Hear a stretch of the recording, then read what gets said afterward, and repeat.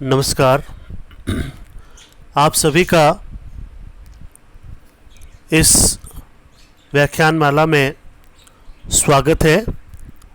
आज हम BCom part second के ईएफएम पेपर फर्स्ट में फाइनेंशियल मैनेजमेंट के रेशियो एनालिसिस अनुपात विश्लेषण तकनीक में कुछ और आगे बढ़ते हुए कुछ और नई चीज़ों को सीखने का प्रयास करेंगे। पिछली व्याख्यान मालाओं में हमने रेशियो एनालिसिस के बहुत से हिस्सों को समझने का प्रयास किया, जैसे activities ratio, profitability ratios and liquidity ratios. उसके आधार पर कुछ और अन्य बातें भी हैं जिनके बारे में जानकारी होना ज़रूरी है। पिछली एक क्लास में अपन ने अनुपातों की सहायता से अंतिम खातों का निर्माण करना भी सीखा था।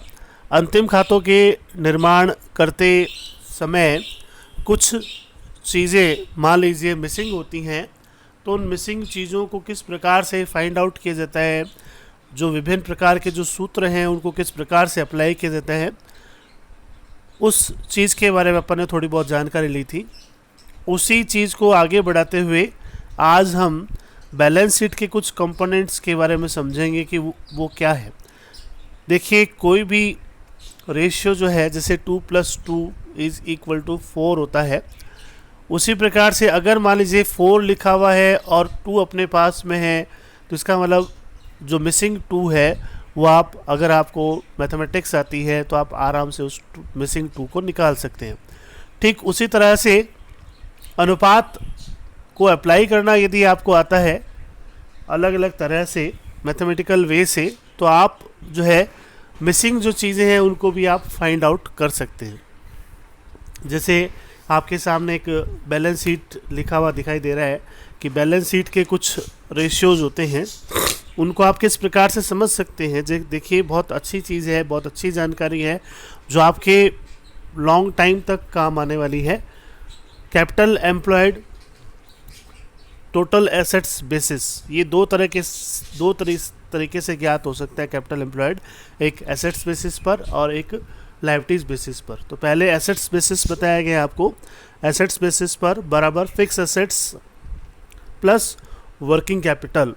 फिक्स एसेट्स में यदि आप वर्किंग कैपिटल जोड़ देते हैं तो अपने पास जो है कैपिटल एम्प्लॉयड एसेट्स बेसिस पर आ जाता है। और वर्किंग कैपिटल कैसे आती है? Current assets minus current liabilities, यानी कि करंट लायबिलिटीज़ पर करंट एसेट्स का जो आधिक्य होता है उसे यदि आप फिक्स एसेट्स में जोड़ देते हैं तो अपने पास कैपिटल एम्प्लॉयड एसेट्स बेसिस पर आ जाता है। इसी में लायबिलिटीज़ बेसिस पर और है कैपिटल एम्प्लॉयड। लायबिलिटीज़ बेसिस पर कैपिटल एम्प्लॉयड निकालने के लिए net worth plus long term loans और बोरोविंग्स को जोड़ देते हैं। अब नेटवर्थ का मीनिंग क्या होता है? नेटवर्थ और प्रोप्राइटर्स फंड और शेयर होल्डर्स फंड एक ही बात होती है। नेटवर्थ से आशय होता है equity share capital plus preference share capital plus all reserve and fund. Internal reserve and fund is known as net worth.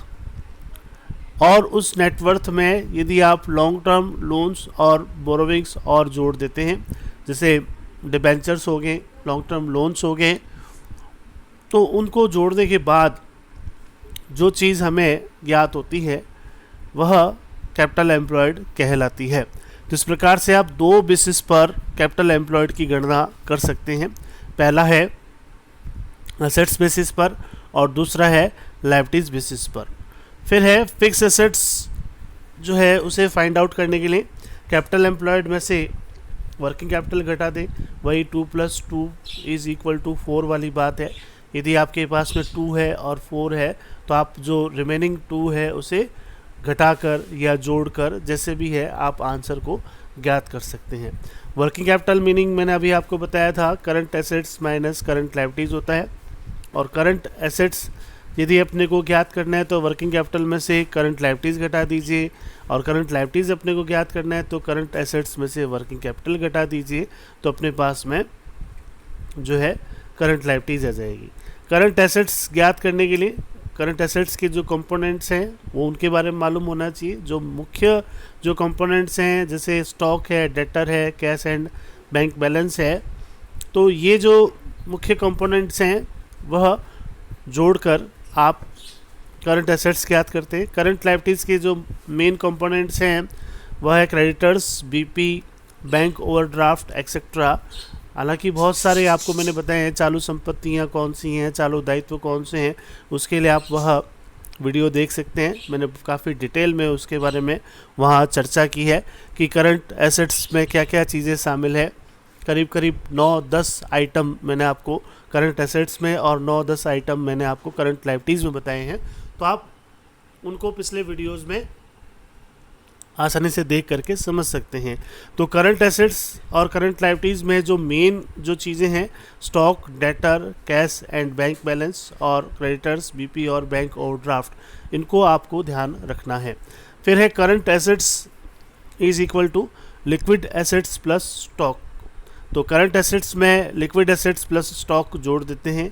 Current assets के लिए आप लिक्विड एसेट्स में स्टॉक को जोड़ देते हैं तो अपने पास में करंट एसेट्स आ जाता है। तो लिक्विड एसेट्स में स्टॉक और एक चीज़ और मिसिंग है, प्रीपेड एक्सपेंसेस, उसको भी आपको ध्यान में रखना है। जनरली जो ये खाते अनुपातों की सहायता से जिन खातों को पूरा करना होता है, अंतिम खातों को, उनमें कुछ चीज़ें नहीं होती, जैसे प्रीपेड एक्सपेंसेस वगैरह जनरली कम होते हैं, लेकिन फिर भी हमें ध्यान होना चाहिए कि लिक्विड एसेट्स में अगर स्टॉक और प्रीपेड एक्सपेंसेस जोड़ दिया जाए तो अपने पास करंट एसेट्स आ जाएगा। इसी प्रकार से लिक्विड एसेट्स बराबर करंट एसेट्स माइनस स्टॉक और प्रीपेड एक्सपेंसेस यदि आप कर देते हैं तो अपने पास में लिक्विड एसेट्स आ जाएगा। फिर वही बात दोहराना चाहूँगा, यदि आप 2 + 2 4 करते हैं तो आपके पास में कोई भी दो चीज़ पता है तो आप तीसरी चीज़ उससे आराम से फाइंड आउट कर सकते हैं। उसी चीज़ को ध्यान में रखते हुए आपको पूरा बिल्कुल सतर्कता के आधार पर प्रश्नों को हल करना है, और इसमें जो है विशेष सावधानी रखनी है। सबसे पहले सावधानी ये कि सूत्र आपका गलत नहीं होना चाहिए। जो भी सूत्र आप लिख रहे हैं, जैसे मान लीजिए करंट रेशियो निकाल रहे हो तो current assets upon current liabilities जो है वो पता होना चाहिए। अब करंट एसेट्स में कौन कौन सी चीज़ों को शामिल किया जाता है वो पता होना चाहिए। करंट लायबिलिटीज़ में कौन कौन सी चीज़ों को शामिल किया जाता है उसके बारे में भी जानकारी होना ज़रूरी है। तो इस प्रकार से इन सब चीज़ों के बारे में जानकारी होना चाहिए, तभी आप जो है उन प्रश्नों को बिल्कुल सही ठीक ढंग से सॉल्व कर पाएंगे, अदरवाइज सॉल्व नहीं कर पाएंगे। इसी तरह से जैसे मान लीजिए लिक्विड रेशियो है, तो लिक्विड रेशियो का जो फॉर्मूला है वो क्या है, current assets upon current liabilities, वो तो है ही है। उसके अलावा करंट एसेट्स में से आपको स्टॉक और प्रीपेड एक्सपेंसेस घटाना है। तो लिक्विड एसेट्स का मतलब क्या होता है कि जिसमें करंट एसेट्स में से स्टॉक और प्रीपेड एक्सपेंसेस घटा हुआ हो तो वो जो एसेट्स आती है उसे आप लिक्विड एसेट्स के नाम से जानते हैं। इसी प्रकार से यदि आपको स्टॉक ज्ञात करना है तो करंट एसेट्स में से लिक्विड एसेट्स घटा दीजिए, तो जो डिफरेंस अमाउंट है वह स्टॉक कहलाएगा। इसी प्रकार से अगर लिक्विड एसेट्स आपको ज्ञात करना है तो उसका एक और तरीका है debtors plus cash and bank balance. जैसा कि मैंने ऊपर आपको बताया था कि करंट एसेट्स में बहुत सारी चीज़ें शामिल है, जिनमें मुख्यतः 3 चीज़ों को मैंने बताया था, stock, debtor, cash and bank balance. अब यदि स्टॉक को छोड़ दिया जाए तो जो बचा हुआ है, स्टॉक और प्रीपेड एक्सपेंसेस को छोड़ दिया जाए तो जो बचा हुआ है वह क्या है, लिक्विड एसेट्स है, वह अपनी लिक्विड एसेट्स है। तो ये लिक्विड एसेट्स भी क्यों है, करंट एसेट्स भी क्यों है, इन सब चीज़ों के बारे में भी हमें जानकारी होना आवश्यक है। इसी प्रकार से यदि अपने को डेटर्स ज्ञात करना है तो लिक्विड एसेट्स में से यदि आप कैश एंड बैंक बैलेंस घटा देंगे तो अपने पास में डेटर्स आ जाएगा। कैश एंड बैंक बैलेंस ज्ञात करना है तो लिक्विड एसेट्स में से डेटर्स घटा दीजिए तो अपने पास में कैश एंड बैंक बैलेंस आ जाएगा। तो इस प्रकार से बहुत सारी चीज़ें हैं जो आप अपने कॉमन सेंस के माध्यम से भी क्वेश्चन को सॉल्व करते वक्त आराम से फाइंड आउट कर सकते हैं। तो ये जो चीज़ें हैं, ये बेसिक चीज़ें, बेसिक कॉन्सेप्चुअल चीज़ें हैं जो बेसिकली आपको पता होना ज़रूरी है कि इसमें क्या है क्या नहीं है, कैसे इसको ज्ञात किया जाता है। हर एक कंपोनेंट्स का अपने आप में एक मीनिंग होता है, उन मीनिंग को समझने का प्रयास करना चाहिए हमें। और साथ में जो सूत्र हैं, उन सूत्रों में कौन कौन सी चीज़ों को शामिल किया हुआ है वह भी हमें पता होना चाहिए। जैसे स्टॉक टर्न ओवर रेशियो है, तो स्टॉक टर्न ओवर रेशियो का जो फॉर्मूला है वो क्या है, cost of good sold upon average stock. तो कॉस्ट ऑफ गुड सोल्ड या cost of revenue from operation है, उसका मीनिंग क्या है उसके बारे में पता होना चाहिए, जिसके बारे में मैंने पीछे चर्चा की हुई है। तो आज ये विस्तार से बताने का उद्देश्य यह है कि आपको हर सूत्र में क्या क्या चीज़ें शामिल की जाती हैं, क्या क्या चीज़ें छोड़ी जाती हैं, उनके बारे में एग्जैक्टली पता होना चाहिए। यदि आपको एग्जैक्टली पता है तो आप सूत्र को किसी भी प्रकार से घुमा करके अपना आंसर निकाल सकते हैं और सही और सटीक आंसर निकाल सकते हैं। और अभ्यास के माध्यम से आप इन सब चीज़ों में धीरे धीरे परफेक्ट भी हो जाएंगे। जैसे GP ratio, gross profit ratio है, तो उसका फॉर्मूला क्या है, जीपी अपॉन नेट सेल्स गुणा 100। अब जीपी कैसे आएगा, जीपी अगर क्वेश्चन में नहीं दे रखा है तो आप जीपी कैसे ज्ञात कर सकते हो, तो वो सब चीज़ें पता होना चाहिए। जैसे सेल्स में से कॉस्ट ऑफ गुड सोल्ड यदि आप घटा देते हो तो अपने पास में जीपी आ जाता है, क्योंकि आप जब कॉस्ट ऑफ सेल्स में से कॉस्ट ऑफ गुड सोल्ड घटाते हैं तो जीपी आता है। उसी प्रकार से यदि आप सेल्स में से अगर जीपी घटा देते हैं तो आपके पास में क्या आ जाता है, कॉस्ट ऑफ गुड सोल्ड हो जाता है। तो वही बात फिर से मैं कहना चाहूँगा, 2 + 2 = 4 है यदि आपके पास, और आपके पास कोई भी दो चीज़ पता है तो आप तीसरी चीज़ आराम से निकाल सकते हैं सूत्र के माध्यम से। तो बेसिक बात क्या है कि आपको सूत्र का पता होना चाहिए, सही सूत्र क्या है, और उस सूत्र में कौन कौन सी चीज़ों को शामिल किया जाता है, कौन कौन सी चीज़ों को छोड़ा जाता है, दोनों बातों का पता होना चाहिए। शामिल होने वाली चीज़ों का भी पता होना चाहिए और छोड़ी जाने वाली चीज़ों का भी पता होना चाहिए। तभी आप जो है उन प्रश्नों को आसानी से हल कर सकते हैं। जो मिसिंग फिगर वाले हैं उनको तभी आप सॉल्व कर पाएंगे जब आपको थोड़ा बहुत पता हो।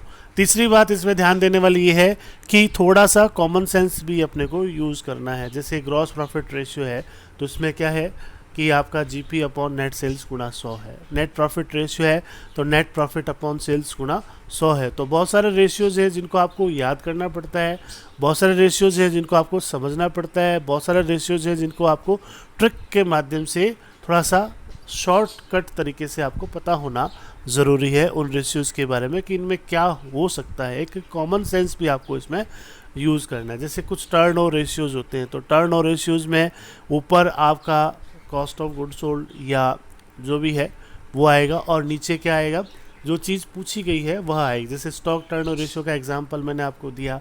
स्टॉक टर्नओवर रेशियो में क्या आता है, नीचे स्टॉक आता है, एवरेज स्टॉक आता है, क्लोजिंग स्टॉक आता है, जो भी आपके पास स्टॉक अवेलेबल होता है वो स्टॉक आता है। अब आप एवरेज स्टॉक नहीं है तो उसको आप क्लोजिंग स्टॉक उपलब्ध है तो क्लोजिंग स्टॉक अप्लाई करते हैं। तो इस प्रकार से हम यह देखते हैं कि बहुत सारी चीज़ें इसके बारे में हैं जिनके बारे में हमें कॉमन सेंस के माध्यम से जानकारी रखनी है। आज के लिए इतना ही, धन्यवाद। आगे और कुछ चीज़ों को, इनके बारे में कुछ एग्जाम्पल्स को देखेंगे ताकि आपका ज्ञान और थोड़ा सा ढंग से विस्तृत रूप से आप इसको समझ सकें। आज के लिए धन्यवाद।